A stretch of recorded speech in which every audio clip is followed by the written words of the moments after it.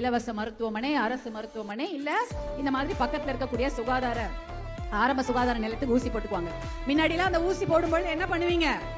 ஒரே ஊசி தான் இருக்கும், அதை சுடுதண்ணியில போட்டு கழுவி ஒரு 20 பேர் போடுவாங்க. ஊசி தான் இருக்கும், சுடுதண்ணியில கழுவி போடுவாங்க. யோசிச்சு பாருங்க, ஜாண்டிஸ் இருக்கக்கூடிய ஒரு நோயாளி அல்லது மலேரியா இருக்கக்கூடிய ஒரு நோயாளிக்கு ஒரு ஊசியை போட்டுட்டு சுடுதண்ணியில கழுவி அந்த ஊசியை ஒரு குழந்தைக்கு போட்டா என்ன ஆகும்? அந்த நோய் கிருமி அந்த ஊசி மூலமா நல்லா இருக்க உங்களுக்கு வருமா வராதா? நல்லா இருக்க குழந்தை, அந்த குழந்தைய நீங்க எது கூட்டு போறீங்க?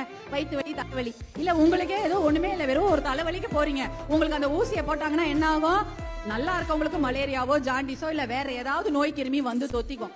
ஆனா மருத்துவர் அன்புமணி அவர் என்ன யோசிக்கிறாங்க? இந்த மாதிரி ஊசியால எத்தனையோ பெண்களுடைய வாழ்க்கை, எத்தனையோ குழந்தைகளுடைய வாழ்க்கை, எத்தனையோ ஏழைகளுடைய வாழ்க்கை பாழாவுது. அவங்க உடம்பு சரியில்லாம நிறைய செலவு பண்ணக்கூடிய நிலைமையோ இல்லனா அவர்கள் உயிரே போகக்கூடிய நிலைமையோ இருக்கு.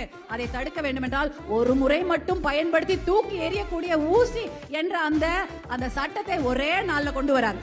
என்ன, எந்த ஆஸ்பத்திரிக்கு போனாலும் சரி, தனியார் மருத்துவமனை இல்ல அரசு மருத்துவமனை எங்க போனாலும் ஒருத்தருக்கு போட்ட ஊசியை இன்னொருத்தருக்கு போடக்கூடாது என்ற சட்டத்தை ஒரே நாளில் கொண்டு வருகிறார் மருத்துவர் அன்புமணி அவர்கள். எதுக்காக? நம்ம குழந்தைகளுடைய உயிர் காப்பாற்றப்பட வேண்டும், எல்லாருக்கும் ஒரே தரமான நல்ல மருத்துவம் கிடைக்கப்பட வேண்டும் என்பதற்காக தான். இனிமேல் ஒரு ஊசியை போட்டுட்டு தூக்கி தானே போடுறாங்க. இப்ப யாராவது அந்த மாதிரி நடக்குதா? அது அந்த திட்டத்தை கொண்டு வந்தது உங்க அன்புமணி தான்.